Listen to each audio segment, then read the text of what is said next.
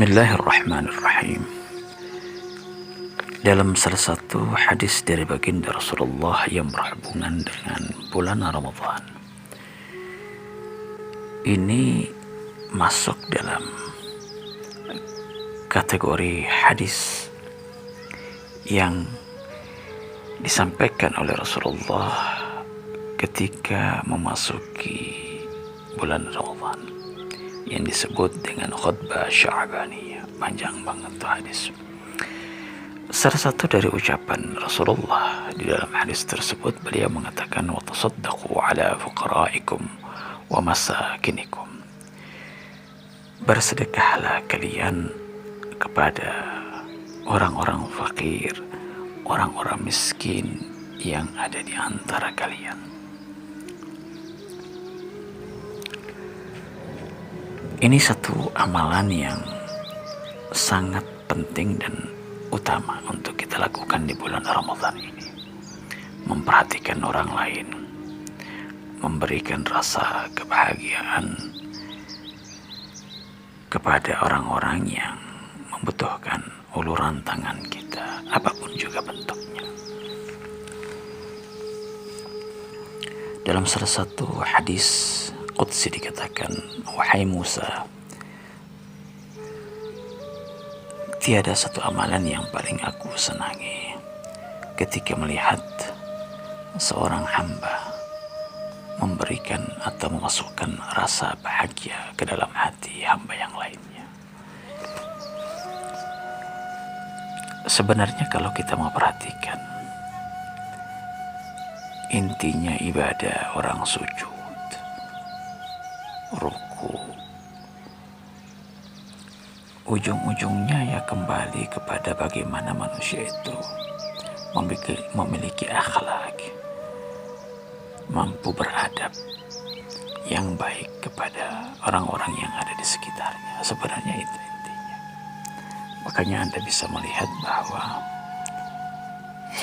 sifat rahmat, sifat kasih sayang itu menjadi inti dari sebuah ajaran agama, bukan hanya Islam saja, tapi inti semua ajaran agama tidak lain kembali kepada rahmat atau kasih sayang. Sehingga Rasulullah sendiri, kerasulannya itu disyaratkan dengan memberikan kasih sayang kepada orang lain. Wa ma arsalnaka illa rahmatan lil alamin.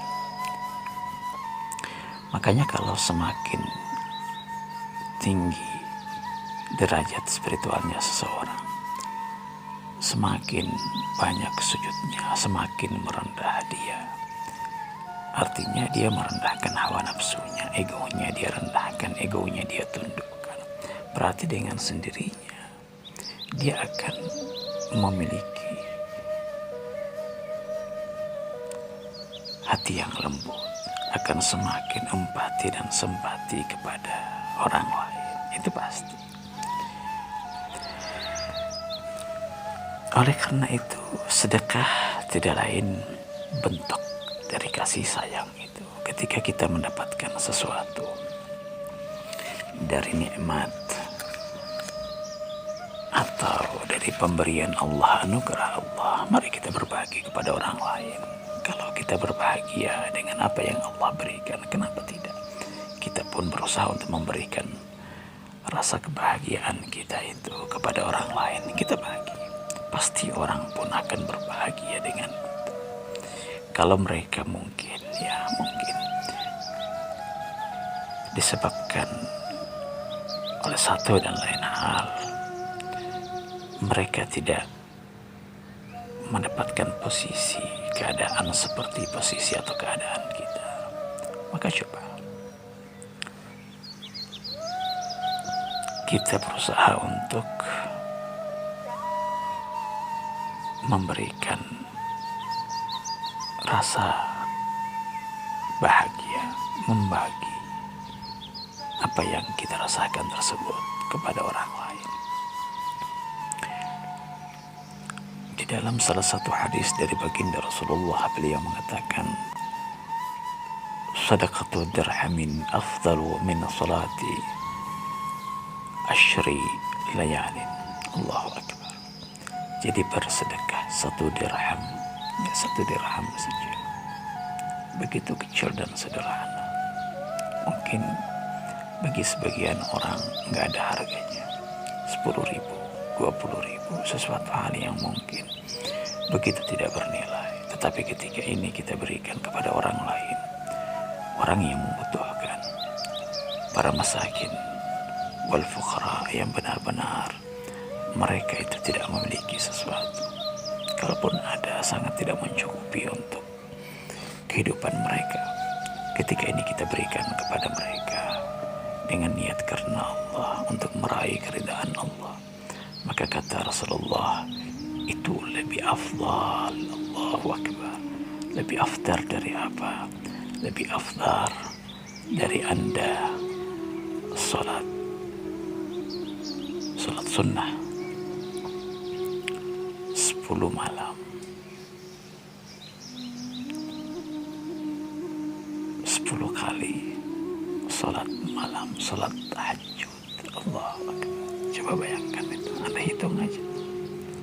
Jadi kalau mungkin ya disebabkan oleh satu dan lain hal juga kita tidak sanggup untuk bangun malam, coba ganti itu dengan sedekah, tapi dengan syarat. Bukan karena memang kita meremehkan sholat malam tersebut, tidak, tapi memang kondisi kita tidak memungkinkan untuk melakukan itu, untuk bangun malam, mungkin karena capek. Oke, coba diganti dengan memberikan sedekah kepada orang-orang yang ada di sekitar Anda, tapi dengan satu syarat: lakukan itu karena Allah, ikhlas karena Allah, bukan karena yang lain-lain. Insya Allah kita akan mendapatkan pahala seperti orang yang salat malam. Ini janji Nabi. Demikian juga menggambarkan bagaimana niat dari sedekah yang harus kita lakukan. Seperti apa kata Rasulullah, wa sadaqatul lail tudfi'u ghadabir rabb. Jadi bersedekah di malam hari yang orang tidak melihat apa yang kita lakukan. Jadi intinya bukan hanya pada malam hari. Ini hanya ingin menyampaikan kepada kita, bersedekahlah, tidak dilihat oleh orang lain. Sebab kalau siang hari itu kan kelihatan, pada umumnya kan seperti itu. Artinya coba bersedekah di mana orang lain tidak melihat sedekah kita, tidak dipahami. Sehingga dalam hadis juga dikatakan bahwa kalau tangan kananmu bersedekah, jangan sampai tangan kirimu itu melihat sedekah kamu. Artinya jangan sampai orang lain. Artinya tangan ini kan sesuatu yang begitu dekat dengan kita. Kanan dan kiri ini kan bertetangga. Tuh, menggambarkan kedekatan. Kalau tangan kiri saja yang begitu dekat dengan tangan kanan, akrab dengan tangan kanan, satu bagian dari tangan kanan, jangan sampai mengetahui apa yang dilakukan oleh tangan kanan. Ini menggambarkan bahwa lebih utama kalau kita melakukan amalan jangan sampai diketahui oleh orang-orang yang ada di sekitar kita. Udah lakukan saja. Lalu gimana tuh? Misalnya mungkin ada pertanyaan, mungkin ada yang mau bertanya, misalnya gimana kalau misalnya seorang istri atau seorang anak mau bersedekah, mau menyumbang, mau berinfak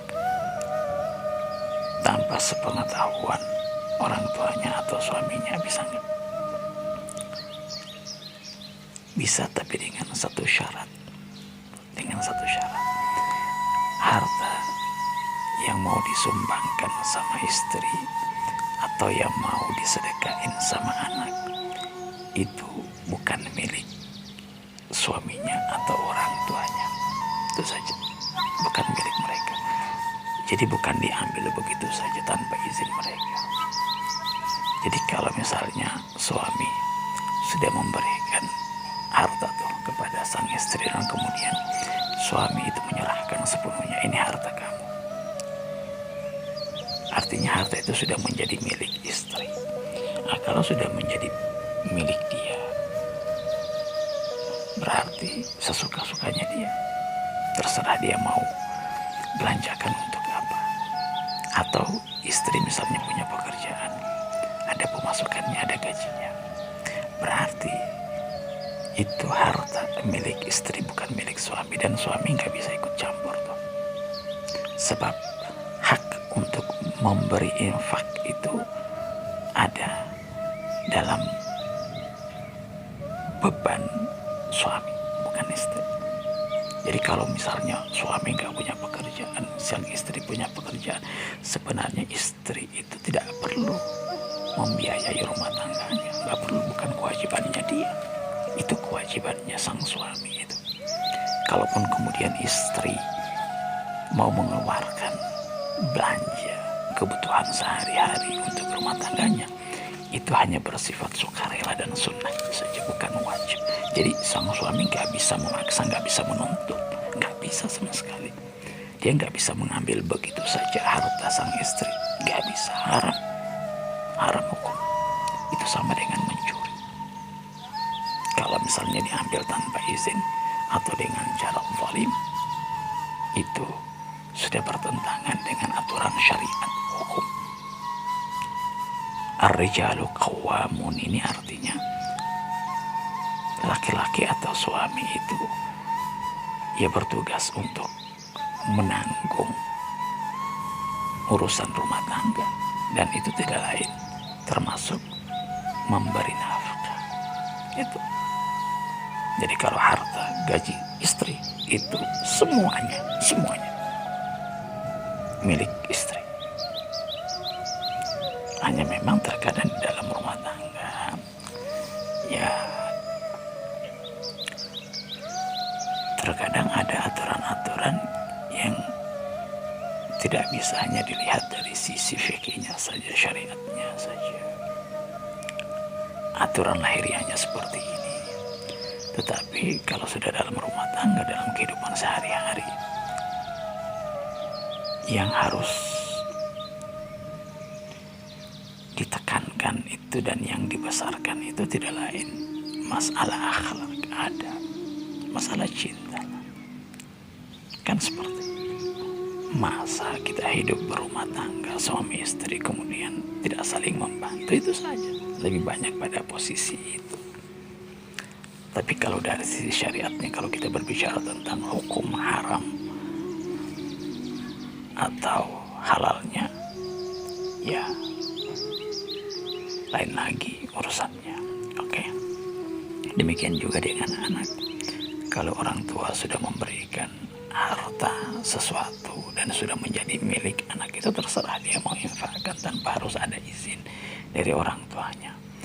Lain halnya kalau misalnya dia ngambil begitu saja, ada di atas meja, di dalam lemari, kemudian dia ingin berinfak, ini berbuat baik, ini nggak bisa. Ini sama sekali nggak boleh. Demikian juga dengan masalah puasa sunnah. Nah, ini harus benar-benar dipahami oleh pasangan suami istri.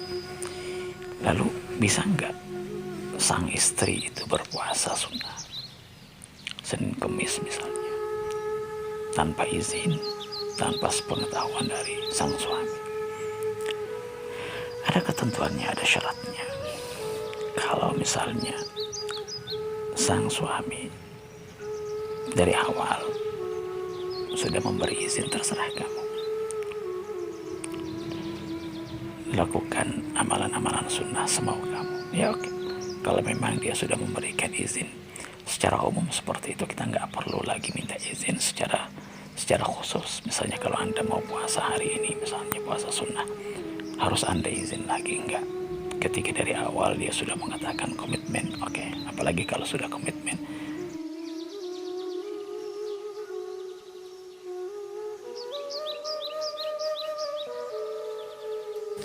Nah, jadi kalau kita mendapatkan kenikmatan, kita mendapatkan harta anugerah dari Allah, coba bagi kepada orang lain. Fa bi ni'mati rabbika fahaddits.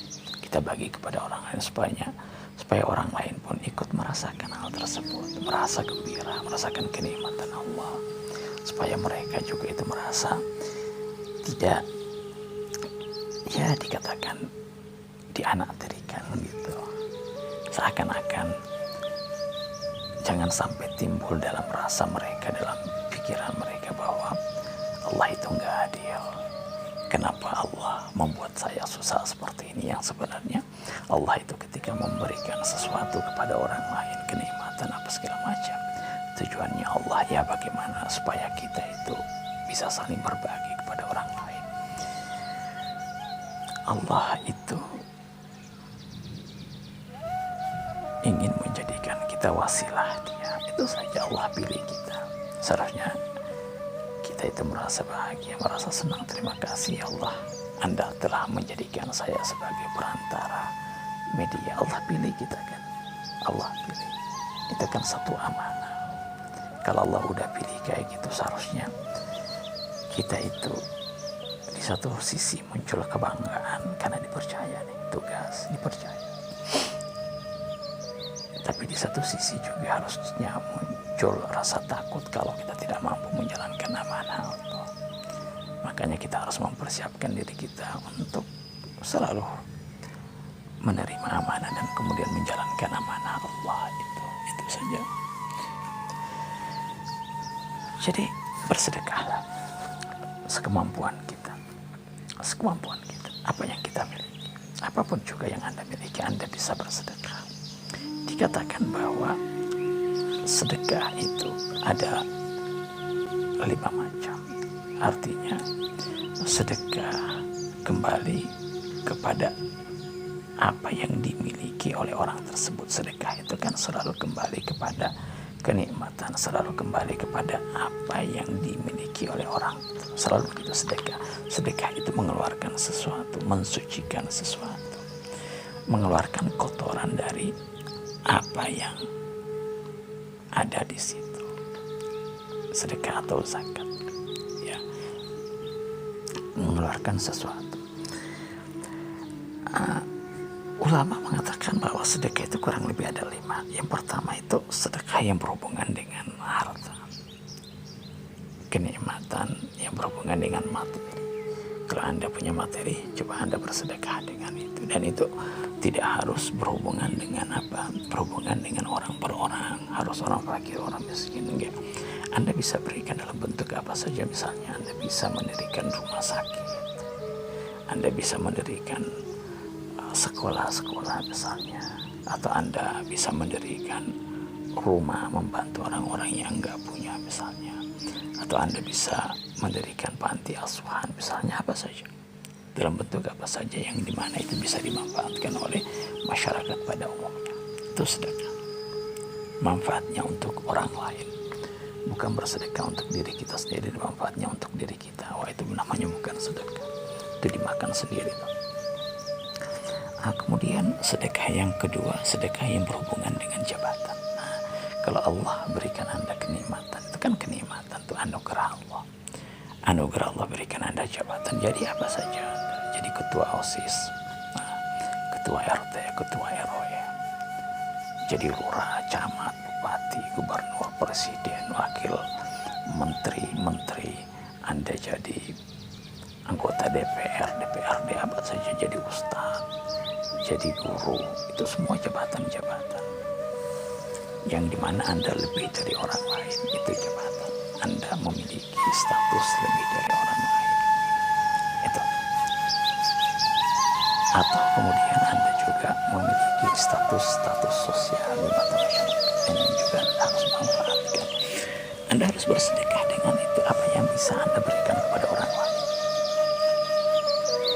Kebijakan-kebijakan Anda keluarkan untuk bisa membantu meringankan beban orang-orang lain, bukan kemudian hanya memperkaya diri Anda atau kelompok Anda, atau kemudian Anda mengeluarkan satu hukum, menelurkan satu undang-undang, tapi kemudian itu kepentingannya hanya untuk diri Anda, kelompok Anda. Itu salah. Anda berdosa itu.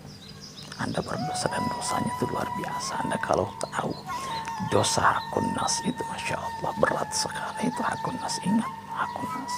Sehingga ada satu ulama, satu arif, ya, satu sufi yang mengatakan seandainya Anda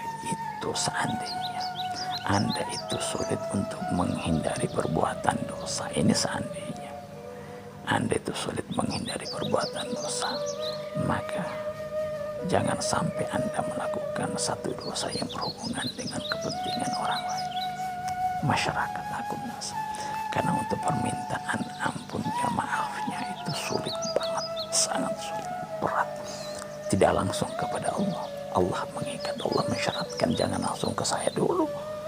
Tuh, pada orang yang kamu zalimi, kamu ambil hartanya ke sana dulu. Kalau dia maafkan, aku maafkan. Itu syaratnya Allah. Jadi sudah tertulis. Jadi Allah tulis, kataba, dia tulis, dikatakan Allah, diketuk bahwa syarat untuk dimaafkan Allah kalau dia berhubungan dengan apa? Berhubungan dengan hakun nas, ya, kezaliman kepada orang lain. Itu harus berhubungan dengan pemaafan dari mereka. Kalau mereka tidak maafkan, bahaya. Tergantung terus itu. Allah belum tentu memaafkan. Makanya kan ada istilah itu di dalam hadis, dalam agama dikatakan bahwa ada orang-orang muflis. Orang muflis itu orang bangkrut. Sahabat bertanya, apa ya Rasulullah orang muflis? Kata Nabi, orang muflis itu adalah orang yang punya sesuatu. Ada modalnya, ada hartanya, dia kaya, dia tahu, tapi kemudian di akhir semua yang dia miliki diambil sama orang. Itu muflis, bangkrut. Nah, itu akan terjadi nanti di kemudian hari itu. Anda menyakiti orang lain, Anda ambil hartanya orang lain, Anda fitnah orang, Anda ghibah orang. Ini nanti bukan hanya sekedar Anda itu dimasukkan ke dalam neraka, enggak. Itu sudah pasti, neraka udah pasti. Tapi yang kemudian amal kita itu diambil semua, dikasihkan kepada mereka. Itu muflis. Jadi Anda udah jatuh, ketimpa tangga lagi, kan bahaya. Itu muflis. Kata Nabi, hindari hal-hal seperti itu. Hindari. Itu paling bahayanya kondisi seseorang di alam sana. Hindari. Jadi kita harus mengkalkulasi, muhasabah diri kita dalam kondisi seperti itu. Jangan sampai kita masuk pada kondisi orang-orang muflis, orang-orang bangkrut. Jadi kalau misalnya kita melakukan hal seperti ini, menyakiti orang lain, menzalimi orang lain, mengambil harta orang lain, dan ini banyak terjadi dalam kehidupan kita, disengaja ataupun kita tidak sengaja, ini untuk pengampunannya berat banget. Saya ceritakan satu kisah kepada Anda, ya, kisah Anda bisa renungi, khususnya bagi orang-orang yang punya jabatan ini. Ada seorang, ini kejadian nyata ini, jadi saya tidak tambah dan saya tidak rubah ceritanya, di Arab. Seorang jaksa, seorang hakim, seorang qadhi, hakim.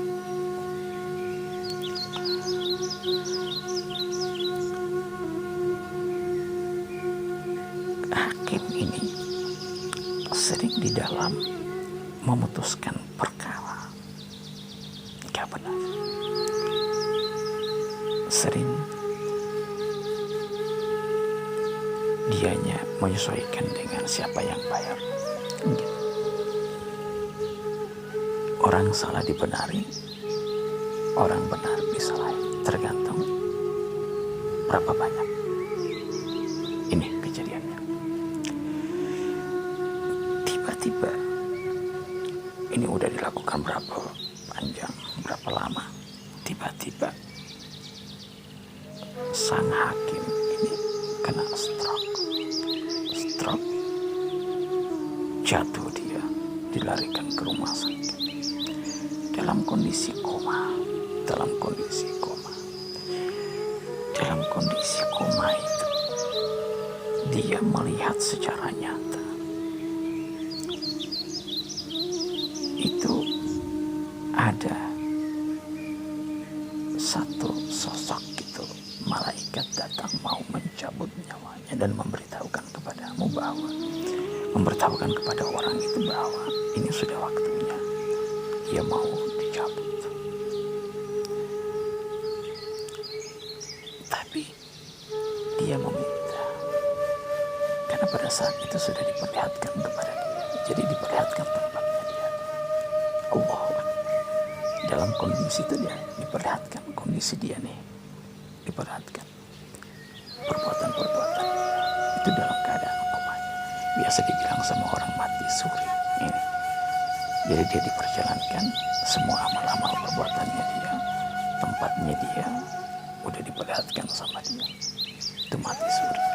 Ini dialami sama orang ini. Akhirnya dia meminta penangguhan. Tangguhkan. Saya nggak sanggup untuk menerimanya semua. Saya ingin bertobat. Akhirnya ditangguhkan sama dia. Dikatakan bahwa kamu diberikan waktu 1 minggu. 1 minggu. Tiba-tiba dia langsung sadar. Langsung dia keluar dari rumah sakit. Dia minta izin keluar, udah sehat. Dalam kondisi yang seperti itu dikatakan bahwa dia nggak diketahui oleh keluarganya. Dia keluar, dia pergi begitu saja. Dia cariin orang-orang 1 minggu, dia banyak punya waktu, orang-orang yang pernah dia sakiti, orang-orang yang pernah dia zalim, orang-orang yang diambil hartanya, yang diputuskan tanpa bukti. Dia datang, dia ketuk satu persatu, dia lihat alamatnya di mana semua. Dia datang. Ada yang sukarela memberi maaf, ada yang sama sekali enggak mau memberi maaf. Enggak, karena udah sakit benar, sakit. Sampai dia merengek di situ, menangis di situ, meraung kayak anak kecil, minta untuk dimaafkan. Dia udah lihat kondisinya akan seperti itu, tetap ditutupin pintu, enggak mau dimaafkan. Sampai dia duduk di rumah itu, di depan pintu orang itu, minta untuk dimaafkan. Apa saja yang kau minta saya akan beri. Coba bayangkan.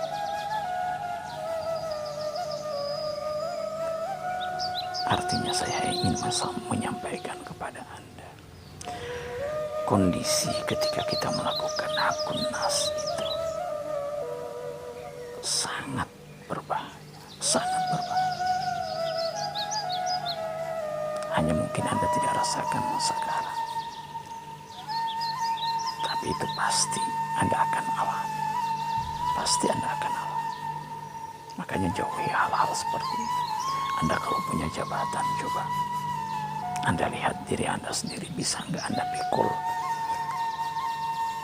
amanah itu atau tidak. Jangan tergila-gila mau ini mau itu apa segala macam, lalu kemudian Anda sendiri menjatuhkan Anda ke dalam kehancuran. Kalau memang Anda siap, oke. Dikatakan bahwa orang-orang yang punya jabatan itu kaki kanannya di neraka, satu kakinya di neraka, satu kakinya di surga. Itu kalau Anda benar-benar melaksanakan amanah itu dengan benar, Anda tinggal melangkahkan satu kaki aja ke dalam surga. Tapi kalau kemudian Anda tidak melaksanakan itu dengan benar, tinggal Anda tarik aja tuh ke dalam neraka, satu kaki Anda, mudah Anda jatuh. Tapi mudah juga Anda masuk surga. Mudah. Berkhidmat kepada orang lain mungkin sunnahnya kita nggak ada, tapi ketika Anda mampu berkhidmat, menyenangkan hati orang lain, itu udah luar biasa. Mungkin orang lain punya tahajud, tapi ketika Anda punya jabatan dan Anda sanggup berbuat baik kepada orang lain, menyenangkan hati orang lain, itu lebih afdal dari mereka. Lebih afdal dari mereka. Kalau mereka hanya untuk diri mereka, tapi Anda berapa banyak orang yang Anda bisa senangkan, yang bisa bahagiakan. Berapa banyak, coba hitung aja. Berapa penduduk Anda? Ketika Anda dengan undang-undang Anda, dengan keputusan Anda mampu menyenangkan hati mereka, Allah Akbar, mereka doakan Anda. Kan begitu, mereka doakan Anda. Doa orang-orang yang merasa gembira itu luar biasa, tembus tuh langit, tembus langsung ke atasnya.